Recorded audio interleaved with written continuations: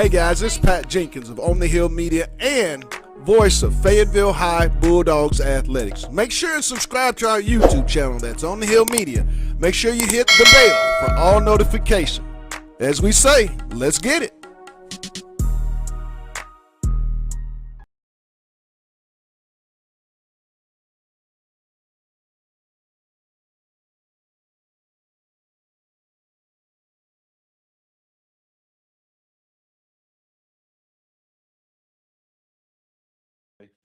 Why are you Cuddy? Where does that come from? See, when I was born, my auntie and my mom, it's really two reasons. So the first reason was it was a toy at McDonald's back then in 2002. I don't know nothing about it. And it was called a cookie putt or whatnot. And the second reason was it was this movie and the guy was smooth as butter. So my mom and them was like I was smooth as a kid. So ever since I was a baby, everybody called me Cuddy, even my professors. So when I heard that, I was like, yeah, it's real. Gotcha. How's camp been going for you? When we've seen you out there, you've been working, looks like with the first group at cornerback since you came back from your injury. How have things progressed for you? Man, everything progresses day by day. Like we learn something new every day, and our coaches do a real good job of just explaining the small things that just make us understand this how we're gonna do that. So it's been coming along real well. What made you decide to come from South Alabama to Arkansas, just enter the portal, and what led you here, do you think? I kind of left South Alabama to just, expand my horizon, to just get, okay, he didn't play in the G5. Now let's see what he do against the big dogs. Because everywhere I done went, that was the underdogs, every school I done went to. So just when I heard Arkansas, I was like, man, I met Coach T. Will, Coach Wilson, Coach Wilson. I was like, yeah, they family orientated, and I'm a family orientated person. So once I saw that, I was like, yeah, we're gonna make something happen. Surely. If you had a chance to talk to some of the other players on the team about playing Oklahoma State, because I mean, you guys did that last year and they're feeling pretty good over there. Yes, sir. Oh, I was telling them all meetings earlier. I was like, hey, they line up in that, this finna come. So we looking at film. I'm like, I told you they finna do that right now.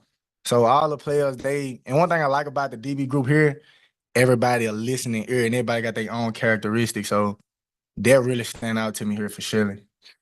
Rashad, with you, Jaquindon, and Braylon, I know there's the other guy, Rodney and Terrell too, but how do you feel about the running back room, especially maybe the top three there? I mean, you feel like you guys are ready to carry the load? Yes, sir. I feel like we all bring something different to the table. Like we're well-rounded room. Everybody's diverse. Are you feeling better now? I mean, I think you missed a little bit of time with some banged up injuries. Yes, sir. I'm 100%. Rashad, we've had a lot of guys who were on the team last year who talk about the camaraderie being better and all. What's your take on like the overall team attitude about this season? I feel like everybody come ready to work every day, like both sides of the ball. Like if you don't come ready to work, it's gonna show on you. It's gonna show. What have you liked about having Jaquindon Jackson in the room, and what are his strengths as a running back? Yeah, I love him. That's my brother. His strengths are like power. You 6'2", 250? Come on, man. Gotta get out of his way. Rashad, Rodney comes in. Y'all are both Georgia running backs. I think the same class too. He said Yes, y'all sir. have known each other. How far back do y'all go? High school. What's like your first memory, I guess, with Rodney? Yeah, probably 7-on-7 count, like Cam Newton count.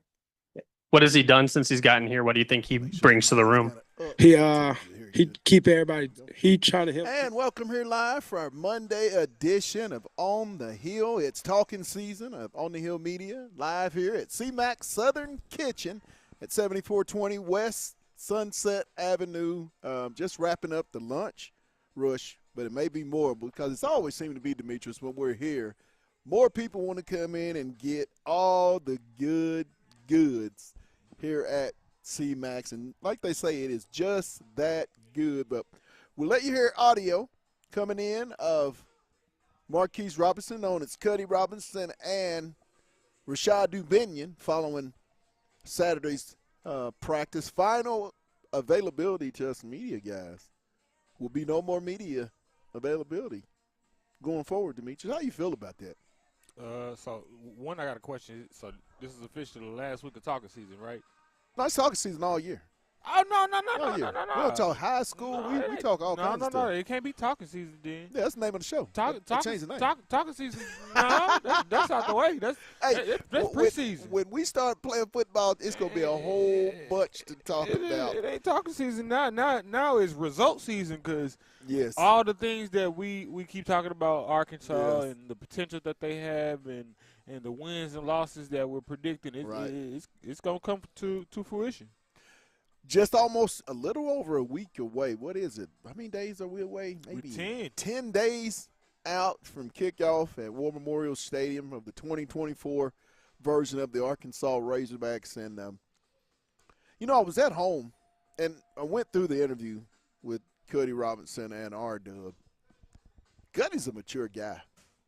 And when you watch practice that we were able to before we were shut out, you could tell that when Cuddy was on the football field on the defensive side, they played with a little bit more, and it even spilled over to the offensive side of the ball in that they were playing with so much passion and enjoying themselves. And I could see the maturity in the interview because he did most of the talking, Demetrius.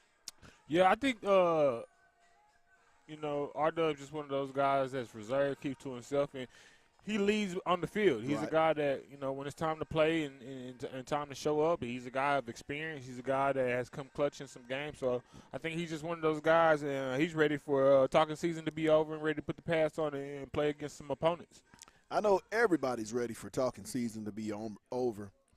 But the topic I want to talk about, and we were riding in, this 8 interception issue in the Thursday scrimmage. I was bringing it up, Pat.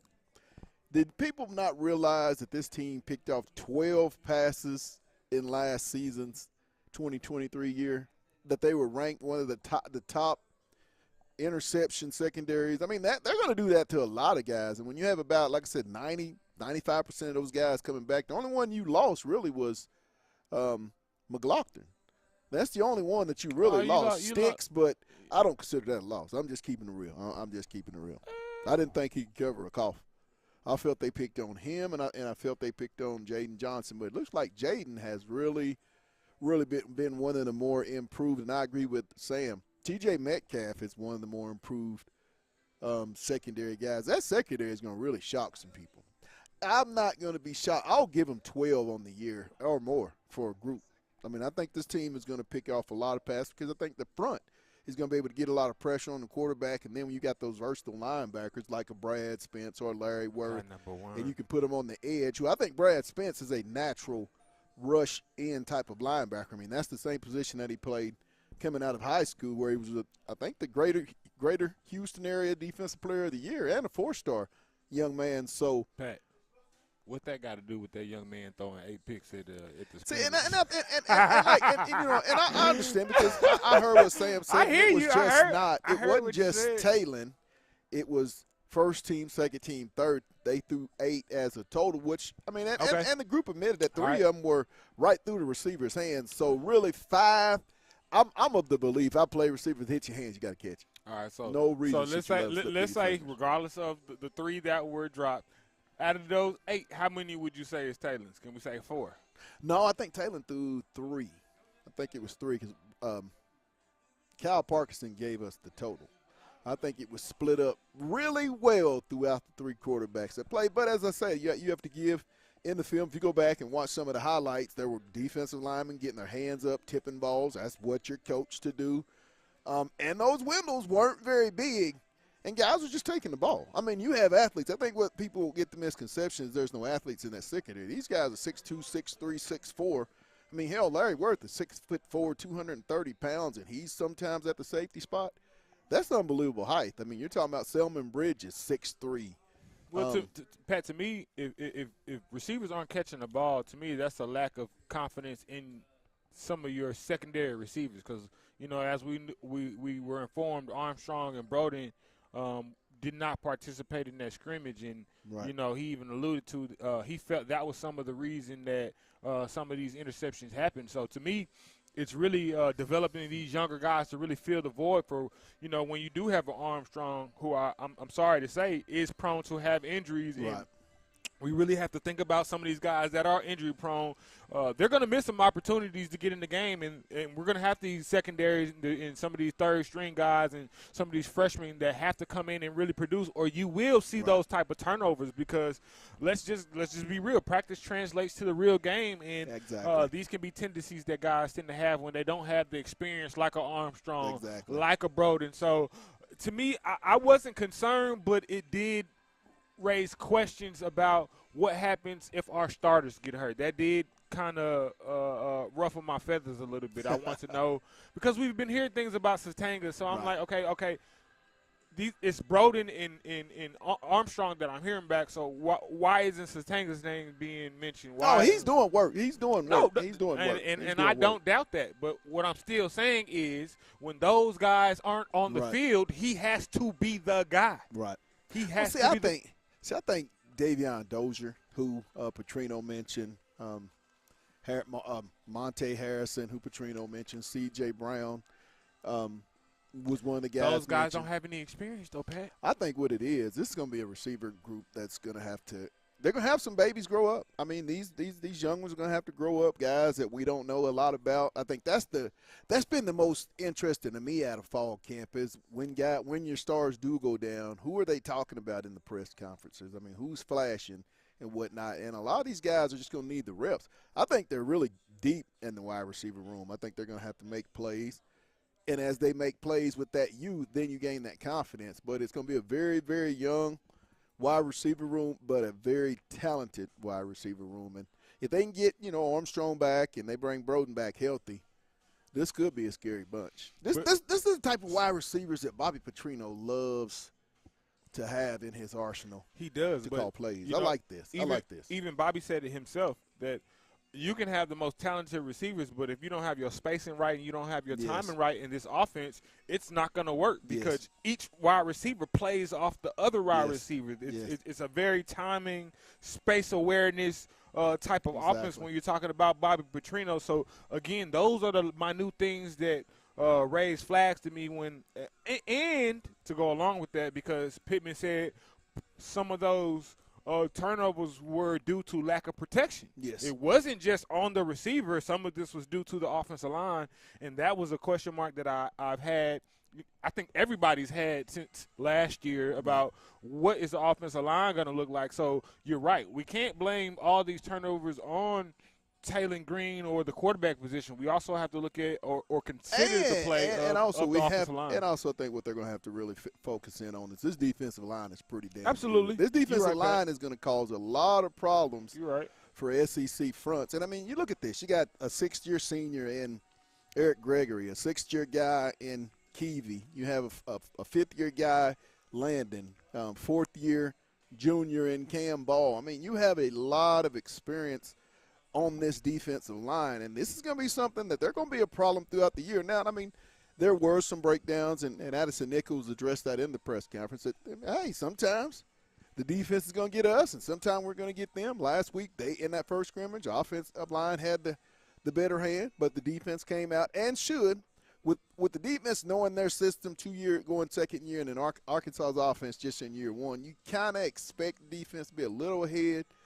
But that's still no excuse. And they don't make excuses. That's one thing I like about this team is they are very accountable worthy. They hold each and every one of themselves in high accountability, and when they don't cut it, they don't have a problem saying they didn't cut it. No, Pat, you're absolutely right. And I think that speaks on the leadership and I think player awareness because it's going to have to translate, Pat.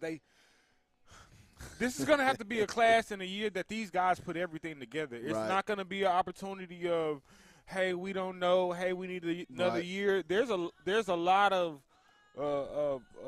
this is it for a lot of guys on this team. Mm-hmm. And again, I keep saying it. These first 4 games are going to be the tell all of this year. Right. I don't think this is going to be a year where, hey, the team gets better as we go. Right. I think these first 4 games are going to tell you everything you want to know about this ball club and what you're going to get. And to me, these guys are going to have to come out ready. I think Dusty Barber, who's always, Demetrius, always been a loyal viewer and has great questions, says, I'm hoping this old line is improved. Dusty also says, I think Taylor Green is going to ball out. Dusty also says, if they can block for him. I agree with all those, Dusty. I think this offensive line is going to be one of the better offensive lines. I mean, you've probably heard me say it here in the last couple of weeks. I think they're going to be one of the I think they might be one of the top 5 or 6 overall offensive lines in the SEC, and I think they're going to make a name for themselves in the country. What they have is big running backs, and they have 2 really good tackles and a lot of experience. Now, does that translate to wins and being able to run the ball? No. I think the main difference is, and all these linemen say this, having Sam Pittman and Eric Mateos coaching them and giving them all the nuances of playing that position. I think that's going to be the biggest advantage for this football team this season. Pat, I'm gonna have to go the other end. I think every offensive line looks good during fall camp because you're not playing against opposing teams. Now, one thing I will say is, yes, we do have a diverse and good defensive line, but let's just go off of accolades. Now we're talking about results. Well, at least I'm speaking in terms of results.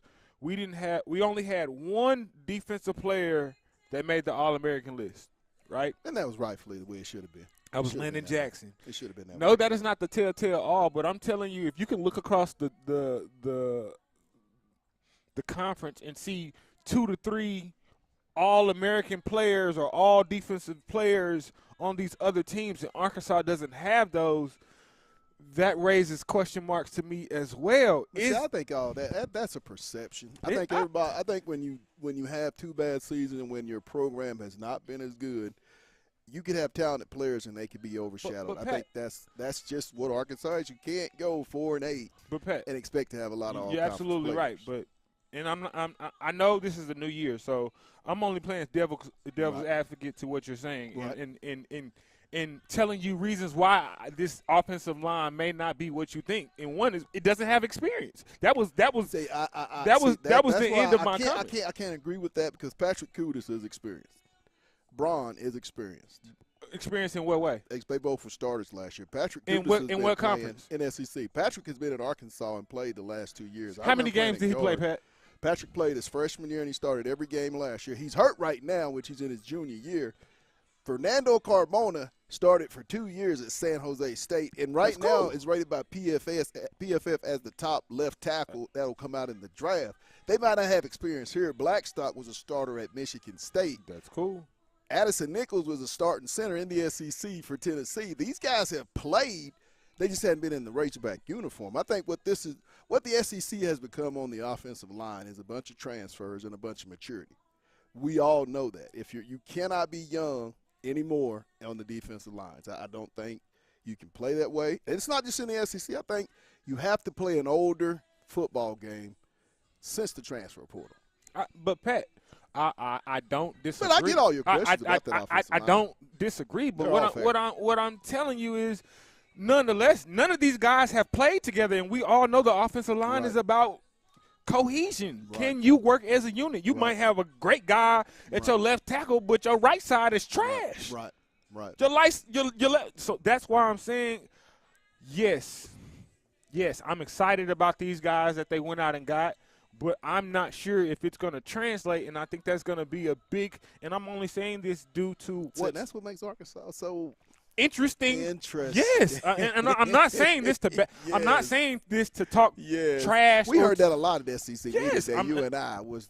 They were one of the more interesting teams in the season for the season. And I think that's why you see Arkansas as a dark horse because you don't know what you're getting. You don't know what you're getting from Taylor Green. Because they could probably do like Missouri, like a case Missouri did at K-State, and then all of a sudden, or they could also be like someone else in the SEC and lose a game and go. Like I said, this team could lose every game. This team could do really well. You can't. I mean, there's not a game on the schedule where you can't say you can win or lose. But Pat, that's why I say those first 4 games are going to tell you. They're going to be the telltale end all story. You won't have any more question marks. I promise you. Right. Go. 2 road games. Well, you get a road game, a home. Well, you get 2 neutral and 2 road. These are going. What you see after these first 4 games is what you're going to get. Right. Well, I think The first 5. I think you'll know a lot after the Texas A&M Pat, game. by the 5th game, it's too late. Yeah, I think you'll know a lot Because about we already talked about it. You lose 3 no, you can't really get much out of UAB and UAPB. You Those don't, are not Pat. going to teach you But much. what I'm still saying is, if you're struggling with them, and we talked about it. We said now with the teams that's in the SEC, after you lose 2 to 3 games, your season is done in the man, SEC. That is very true. That is very true. That 12-team playoff. You're done. You say bye You bye might to the be able to playoffs. hold on with 2 losses, but that third loss, I don't even think that. you're done. I don't Because even. I think the way it is with 12 teams, you can get away with that 2 loss because there are going to be a lot of teams that will have 2 losses in the end in that 12-team But conversation. Pat, it's other conferences now. I think that third one. See, and then we all know that when it comes to decision making, when And it comes, who's going to have the biggest non-conference win? That's going to come into play. I mean, who's going to have the biggest non-conference? and I win? think with the reshuffling of the powers of these conferences, they're going to try to Right. reestablish storylines. When you look Right. at, even when you look at the tension that Colorado get, it behooves the big. I don't know Why what. do they be hating on my boy so bad? It's a money thing. Jeez. They know that they're going to get eyes and clicks from talking about God. Deion and God. talking negative about I did Deion. like that little plummet they had last year. I did like that. I mean, did you said like it was that. going to happen, but I knew it was I going to like that. happen. What I like the that. point that I was making was once these guys get established and get the No, depth, he's got a bunch of recruiters, guys that are that professionals. won't happen again. Yeah, I agree. I think the longer he stays at Colorado, the tougher it is going to be to beat them. And their conference reset in a different way than Yes. the SEC, but their Yes. conference has reset. So to me, it's up for grabs for Right. who the king of what were they, the Big Ten? What are- Yeah. Which conference was? See, they went to the former Big 12. So Yeah. whatever the big what is it? Oh, the Big 12. That's where we went back to the Big 12. They lost. Yeah. They left the Pac-12, Pac whatever that. Yeah, was. I can't remember what the numbers Oh, are, what Pac nonsense is what I called it. but They went back to the conference. They should have never left the Big 12. That's why I knew Colorado when I grew up as a kid, watching them play. was that where they Nebraska. won their national championship? Yep. game? Okay, I do remember them winning the national Eric championship. though. Bieniemy, Darian Hagan, those type of guys.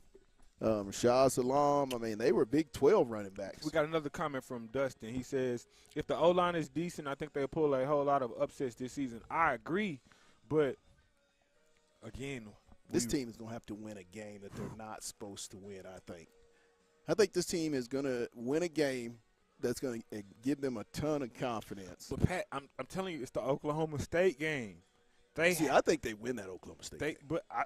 That's the team. I got that pencil as a W. I got that as one of my 8 wins, the Oklahoma State game. I No. think Arkansas can go to Stillwater and win that game. I do too.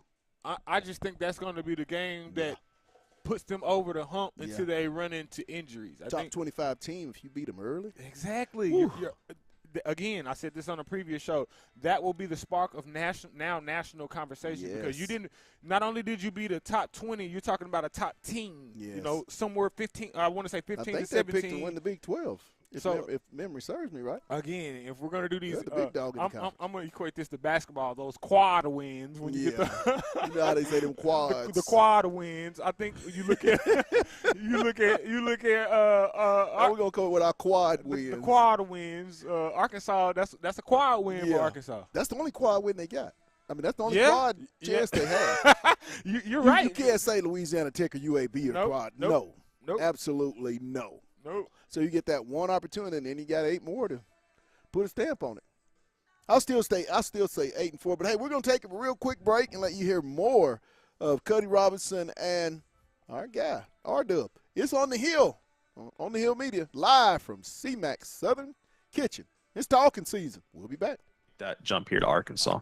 Just from JUCO to D1, I just had to learn that I gotta learn how to practice now. Cause JUCO every day was I'm ready to work. Everything will be hard every day. So once I got the D1 and all the professional people just telling me you gotta practice this way and practice that way, I said that was the only thing. And that was an easy transition because in JUCO everything was hard. All we knew was work hard, work hard. And my coaches tell me to this day, they try to teach me how to slow down.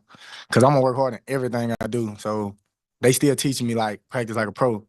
And I know how to practice like a pro, but it's just I got that edge on me, that fire on my shoulder, that chip it just stuck there from JUCO. So I think JUCO and just from South Alabama to here was just learning the small things like, okay, I'm finna learn what my safety guy right here. And once I learn my safety guy, I'm gonna try to learn what the linebackers and the D-line doing. So I feel like my defensive coach, they try to do a real good job of just trying to, like I said the first time, expand my horizon on the defense, just help me become closer to being a pro. Yes, sir. And Rashad, we've seen you guys at the running backs working a lot, running routes, catching passes and stuff. Just how exciting is the prospect of that, especially a Bobby Petrino offense? It seems like he's going to get y'all involved. Yeah, Coach Petrino offense is like exciting to see. Like it's a show. We're gonna bring a show.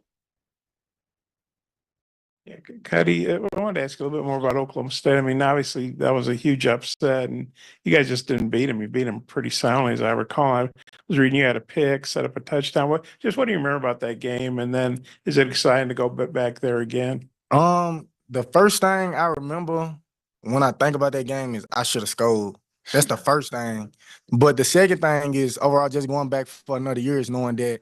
Okay. And welcome back here live at CMAC Southern Kitchen at 7420 West Sunset Avenue on a kind of an overcast, but a nice, cool day. This is football weather, Demetrius. This is football weather. This is when you grab the football, put your cleats on, make sure there's plenty of water, and just get after it. This is one of those pads days. Back when I played, we be in pads. You getting pads on right now. You getting after it. It's definitely football in the air. I definitely smell the pig skin. Speaking of that, CMAC's first broadcast is coming up, but tomorrow, if you're not doing anything, there's a big-time scrimmage game taking place at Harmon Field in Fayetteville, Arkansas, with two of the top teams in the state, two of the top three. I'm not even gonna say battle of the because it's really not a battle with Bulldogs. What's that kid down there? What's that kid down there? Kane Archer. Okay. Cody Taylor, big offensive lineman. It's been a lot of chatter back and forth for these last couple of years. But you know what? I mean, being from Fayetteville, I don't think Fayetteville's going to take it as serious as Greenwood would take Pat, it. I don't want to hear that. I just don't think they're going to do it. Because Greenwood streams Nah, Pat. Either we're going to stand on business and go undefeated, or I don't want to hear we didn't play. This is a non-conference, a scrimmage, so Pat, you don't have to worry about losing. No. Hey, no. We got beat last year and went undefeated in this scrimmage game. I'm talking and I say we because it's a dog's world. That's what I'm telling you. I don't care if they win or lose the scrimmage. I don't want to hear me. He just hyped up, y'all. He trying to kind of play down it, but he hyped up. He been wanting to see this, but it's a scrimmage game. I might have to pop out. This thing might get a little interesting in that first series. This is what I think they need to do. I think they need to have the defense. They need to have the ones that go against the ones in the first quarter. Thank you. At least 3 series, or say 2 series in the first, 2 series in the second. Thank you. And then get off the field. I get that, but you can go 3 and 3. They need to play at least 5 or 6 series. Yeah. Because I'm like you. I'm tired of all the chitter chat. I don't want to hear Kane Archer last year with Drake Lindsey, so I don't want to hear that. Man, I saw that SB Live. I saw that top 10. Are you kidding me? And I seen y'all going back and forth on Twitter. I seen y'all going back and forth on Twitter. So I want to see them go at it for a little bit. I would put my number one. My top 3 would be Fayetteville, Greenwood, and then Parkview. Fayetteville. Man, you're a homer, so I don't blame you. No, I think Greenwood. I think Fayetteville and Greenwood play that I just don't know how Parkview would be able to stop either team's passing game, and then the physicality in which both teams play, the size. I think that's where it would be the biggest advantage. I don't even think it's the size. I think it's the speed. I think it's just I think it's too much speed on Fayetteville side. I stand on business. This could be the best Fayetteville defense we've covered. I mean, I think this is probably arguably. Well, we're gonna see. It's gonna be a different type of offense, so I can't say that. Yeah. I know what receivers they have over there. I just don't know what type of offense and how they're gonna utilize the receivers this year because they have such a dominant run game. I think this year. I think this is probably hands down probably the best run game they're probably gonna have. This could be a potent offense in so many ways. I think they're gonna add the element with Garrett Odom. Using his legs. I think with the fact that if a play breaks down, he could, go on the run and pick up 15, 20 yards. For sure. Now that loosens up the running game, and now you can't play as over the top with the receivers. I think you're going to have more and more one-on-one coverage. One thing I do like in Coach V's offense is that they use the back. Not that Coach Wilkins, I think Jay Wilkerson is the greatest offensive coordinator I've ever seen. Man, that's your guy. That's just the way it is. But that's my guy too. I Man. like the little nuance I and miss my guy the Will. little bit of pieces of sugar that sweeten I it don't up a know. little I bit. feel on like this new that offense he's finna look like Eno's. Nah, don't do that. Don't do that. Don't do that. I 'Cause feel you like know- everything finna be a See, swing because pass. no, don't do that. Don't do that. Don't do that. Don't make me have to go down to the field and say, Coach G, talk to me. Hey, Talk to me. no, we're gonna be calling Jay Wilker at No, halftime. But I do think with this offense, when you have Battle and Johnson, and then you have the element That's what I was gonna talk about. Odom, Battle. and then you have Katavion Taylor, you have Charlie Graves, Hey, you have and that boy number 3. Long as you got Hey, he's got a new one now. He got a new one. This is JD3. Hey, That's JD3. Hey, that grown man at number Yeah, 3. that's JD3. Hey, Best wide receiver in the state, bar none. hey, that number 3 Bar something none. special. Boy, he's something. Hey, do you think he can win the receiving Man, title that's a again? killer right there. That boy, Man, number 3 something He special. got some young ones coming up. Hey, they're not. Hey, they. And the Mattingly kid is back. That didn't get. Hey, set- take you know, notes set from out- took a number year off. 3. Hey, Oh, that's all I'm gonna say. Take notes from number if 3. this offense can be close to what they were with the element of running from Odom, whoa. It's And gonna- I'm not, you know, and people, All right, all right, on all right. real, we All say right, it's Pat, a home. Do talk they to put me. up? Do they put up more points than the team from last year? Whoa.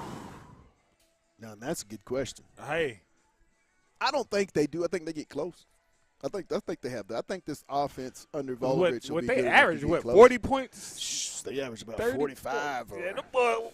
It was about 40. You know, it was about 42. Yeah, they averaged about 42, That's what I was 43. thought. a game. I thought it was about 40 something. They average probably about 40 something. Well, I think with the weapons, yeah, I think they can. I think because they have a lot of offensive linemen coming back, which is good. And then the receivers and the running backs. They didn't have the skill position players that they bring back. I think it would be hard, but you're just throwing in a really good quarterback who's already committed D1.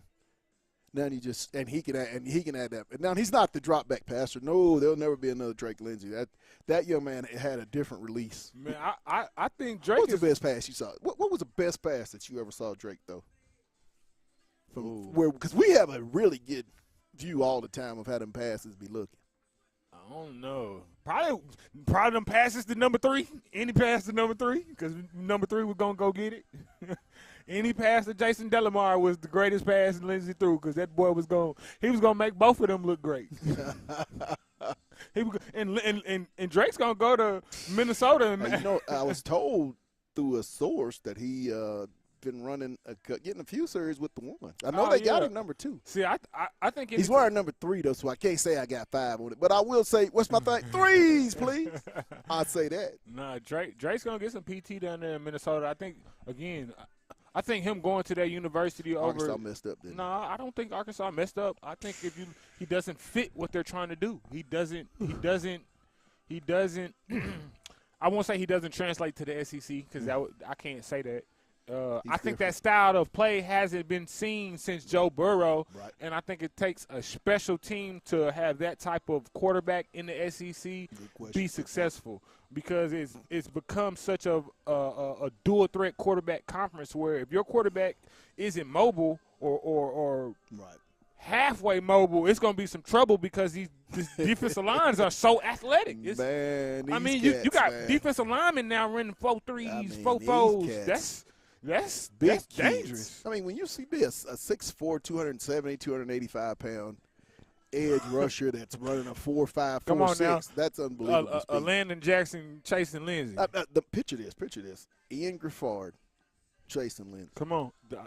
388-pound athlete with 23%. Now, think about that. I know I've mentioned that a bunch, but that's 23% body fat at 388. Now, don't get me wrong. Lindsey got down. Now. Man, that's almost 300 pounds of solid muscle. But and I think athleticism. if he, and I think he will. That's why I say it was one of the best decisions I think he made, think he made a great as an athlete was to go elsewhere and go to a conference where he can slowly graduate to the speed of the SEC. Right. I feel like him going to a conference and having that confidence Right. in that conference will help him if he so chooses to make his way to the SEC, whether that be Arkansas or by way of another school, Good point. I think he'll look back and say, man, my time at Minnesota was the best thing that could have happened to me. It allowed me to develop. I got one-on-one with a coach that was a quarterback coach. Right. We know Harbaugh is a guy that understands quarterbacks. And I think when you talk about that level of focus, you take that and then possibly put that in a Petrino offense. Or you take that type of understudy and then you get the Petrino's attention to detail. I think it only helps him. Which, talking about Fayetteville, here coming up in the near future, Demetrius and myself, with the help of several behind-the-scenes photographers, collected a tremendous amount of a story that we tracked with this previous senior class, Drake Lindsey being the quarterback when he started as a junior.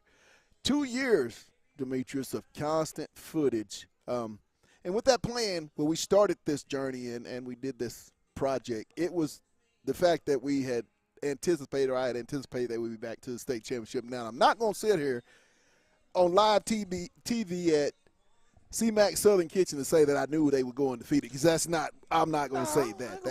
That's not true. But we're going to run a lot of episodes. We're going to combine 2 years. The first part of it we call expectations, as that team was coming off the defending runner-up state championship football team. And then as we get off into the second, it was called a dog's world. And that's, I tell you, people, when we get this all together, it's going to be something I think Demetrius and myself will be proud of, and I think Fayetteville High will be proud of. And it's just going to show you the journey that program under Casey Dick, that senior group, went through.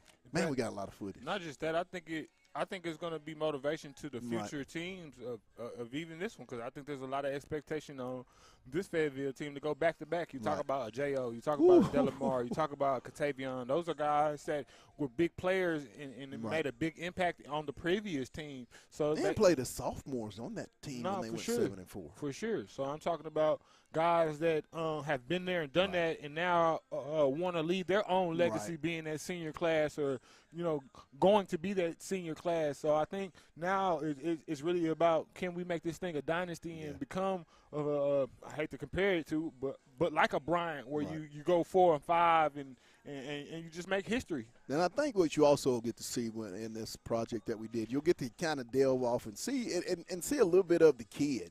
There's more to football. It'll be more than just those guys under helmets and shoulder pads. As we take you off into the football program of Fayetteville High, we want to thank Coach Casey Dick and that entire athletic program for giving us access. One dog to a dog. Like I say, it's a dog's world.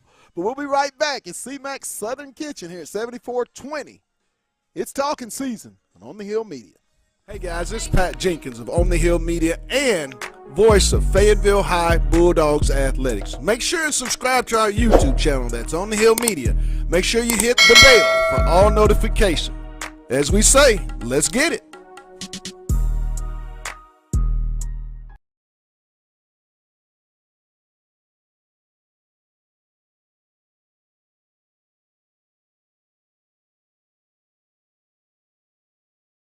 Taking care of your body. Yeah, for both you guys, Monty Harrison's gotten a lot of attention being an older guy. I guess he just turned 29. I know they did some in front of the team, I think, because it was a week ago. So now he's 29 in a week. So I just wonder, have you guys gotten to know him very well? And if so, kind of what's your take on Monty? I go against Monte every day almost. And my play style, me and Monte, we go at it sometimes. Like, I be trying to be like, come on, I'm finna get you today. They'll be like, all right, we finna see. So just when Monte came, it's just the maturity he got and just him really knowing ball. And the fire that I play with, I know for a fact that, okay, I'm finna catch him up on how we play today. I'm gonna talk to him how I'm gonna talk to them in the game. I'm gonna see, is he gonna come from back in the day to this generation and see what's up? So that's just how I approach Monte every day in practice. How does he give it back to you? Oh, yeah, for sure. Yeah. For surely. Monte's strong. Yes, sir. How good do you think he is? Every receiver have different physicals. Like Monte, that big physical. I say his number one route is a hitch. His hitch is, hey, if you're not ready, you finna go for a ride. That's that Surely. old man strength. Yeah, He you'll is go for a too. ride to getting ready on the hit. And Rashad kind of has, he's on your side of the ball. What Yes, sir. On the offensive side, I see him like bringing like a leadership role. Like he hold everybody accountable. He making sure we ain't walking out the field and making sure everybody getting to practice on time, stuff like that. Cuddy, when you came back from your week, it's not every day that a guy comes back off injury or whatever and is running with the ones immediately, but you even did it in a green jersey. I wonder what it's, maybe you felt like you'd accomplished to that point to be with the starters the first day you got back. I won't say accomplishment, but I try to be updated on everything. Like even when I'm out, I try to support my teammates the best I can. I'm pretty sure y'all probably saw that video on Twitter. I was dancing when my teammate made the play. But that's just me every day. Like I support my teammates when I'm not on the field, when I'm on the field. So when I was just out there with the ones, I was like, okay, I just got to step up, be a leader. So And even welcome when I'm back not in here the for our game, fourth and final, or our third. We went long today here on this Monday edition of On the Hill Talking Season. Them eight picks got me going. We're live here at CMAX Southern Kitchen here at 7420 West Sunset Avenue, as we will be here once again this week, Wednesday and Thursday. Now, next week, we've got a new location as they're opening up the new CMAX location in Fayetteville right off of MLK. So come down all next Monday, Wednesday, and Thursday from 1 to 2 and get with me and D. Sit down. Hey, if you want to give us questions as you eat. Hey, we're going to have the phone lines on. We'll have the phone lines next week. May have a commitment live on the air here in the coming Mondays. Big time commitment as well. And I think this kid will make a huge difference if he chooses to be a defensive Razorback. I'm not going to say what position or who. Just know we may have in the coming Mondays a commit 2 weeks from today. If he chooses to be Arkansas, we will have this young man on. But all right, Pat. Dustin Demetrius. After that, I got a question for you, Pat. All right. Demetrius, Dustin says, I think Bobby P should have somehow convinced K.J. Jefferson to convert to running back. He would have ate people up in short yardage situations. Not running back. Dustin. Yeah, I agree Dustin with a lot of what you with say. a lot of the good stuff. But running back? But running back, if you would have said tight end, I said, okay. Running back? Okay. Seriously? That'd be like A.J. Derby, where he had A.J. Derby at quarterback and then converted it to tight end. A.J. ended up being an NFL tight end. That's crazy. That's crazy. But not running back. KJ, I don't see it. Nah. I don't see it. Now, what's your question? Now, my question is, what are your expectations for the UAPB game? I expect 60 or more players to play. I expect some of the young guys to get a lot. I expect defense, the first team guys, to be done early in the third quarter, if not by halftime. I think you get a chance to see Singleton. You just get a chance to see. You should be able to see a lot of young second and third teamers start to build reps under their belt and get a taste of what it is to play college football, the travel, the pregame, and then the actual game. I think that's what you'll see. It's going to be a festive night 1 week from Thursday. Real festive for the Razorbacks. Big win. So let's go position by position. What do you want to see from the line? Let's start with the line. Be physical. What do you want to see from the line? I want to see this team rush for about 200 yards.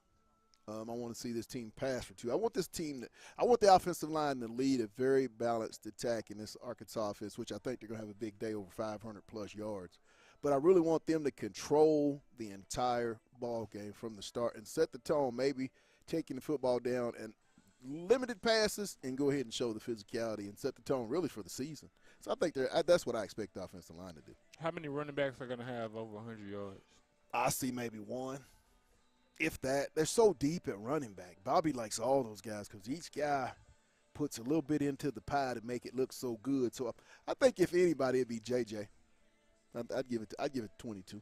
What are your expectations for Taylor?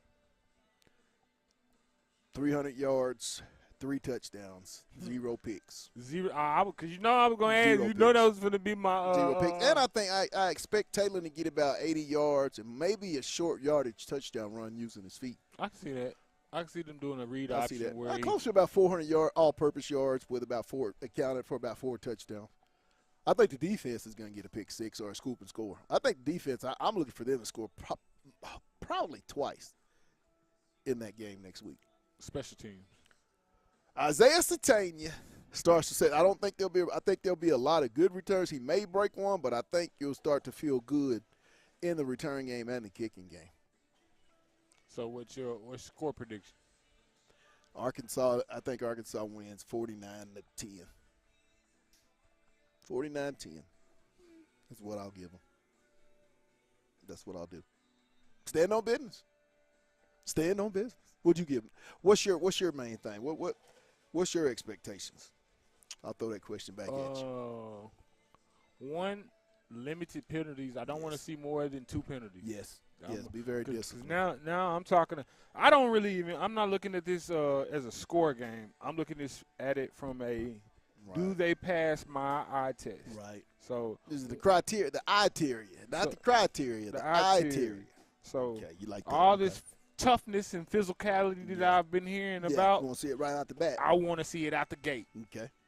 I feel like this offensive line should physically dominate them in every way, form, and fashion. Check out old Dusty. See what Dusty said. Dusty coming up with some good ones Let's today. see what Dustin got to say.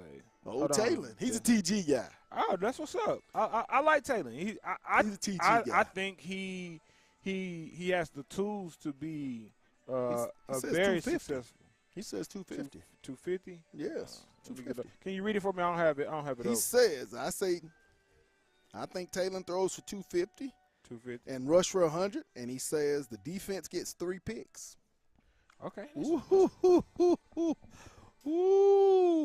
3 picks. Okay. We might have to talk to C-Max here and come up with a prize for somebody that can get the predicted score and get close to. If they pick a player of the game, defensive, offensive, if that player if that's who it turns out to be, then that's what we need to fix up. We need to try to do something. Lance Williams says definitely less. Lance, can you expand on what you think definitely less will be as far as is that yards, is that points, let us know what you think. Right. But back to what I was saying, Pat, I'm not necessarily looking for stats specifically here. I'm looking for this eye test. Will they be tough? Because that's one thing Sam Pittman has been talking about. Right. And then stressing this leadership. Do they look organized and when they're calling in plays and they're sending signals? Right. Do guys look like they know what they're doing? Yeah. Do they look like they understand the offense? Because that's what I'm only going to check off the boxes that I've been hearing from press conferences. I don't care about the score. I'm going. He gave you that. Lance said UAPB score. What's your score prediction, Lance? You think Arkansas will have less than what you say? You said I said 49-10. 49-10. Stand on business. Give it to us, Lance, before we close this out. Tell us what your Lance, I'm kind of with you. I only you think they'll call the dogs out? I think they're only going to score about 30-some points. You think they call – because I'm of the belief, though, they'll average 35 points a game this year under Bobby Petrino. I think Arkansas, for that first game, I think they're going to struggle with the offense. Right. I think it's going to be a little stagnant. I think what's going to get us through this game is the ability to run the ball. I think after this game, it may be a couple of question marks as far as, like, is this offense as potent as it is? I think you see a better showing against Oklahoma State. Right. But I think this first showing is going to – Lance says 34-6 Arkansas. Hey, Lance, I'm a little closer with you. You think 34-6? I think it's going to – 49-10. I think it's going to be in that 30 range. 49-10. I just believe they're going to – what's going to save them is their defense and their running game. Size and speed will kill UAPB a week from Thursday. Size and speed. I don't disagree. 49-10. But, I mean, that's pretty good, 34-6, Lance. Lance, we're going to keep this one in mind. We'll revisit this the Monday following the game. 10. Okay. Dustin thinking the way I'm thinking.